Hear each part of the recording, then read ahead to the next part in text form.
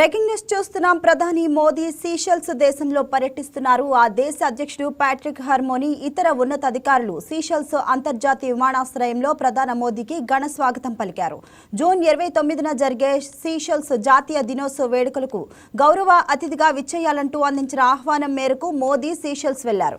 అలాగే భారత్ సీషెల్స్ దేశాల మధ్య దౌత్య సంబంధాలు మొదలై 50 సంవత్సరాలు పూర్తయింది. ఇక సీషెల్స్ లో మోదీ 3 రోజులు పర్యటిస్తారు. సీషెల్స్ అసెంబ్లీలోనూ మన ప్రధాని ప్రసంగించనున్నారు. Modi Seychelles national botanical gardens ను సందర్శించారు. అందులో సుమారు 194 ఏళ్ల వయసు ఉన్న జోనథన్ అనే తాబేలును సందర్శించారు.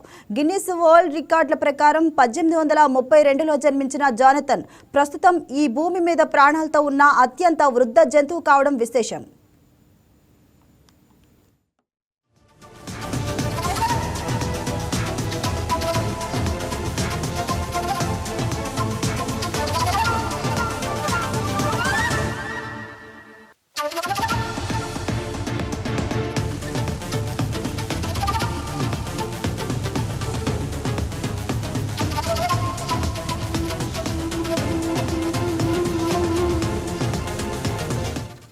భారత్లో తయారు చేసిన ఓ పెట్రోలింగ్ నౌకను మోదీ సీషెల్స్ కోస్ట్ గార్డుకు అందజేశారు.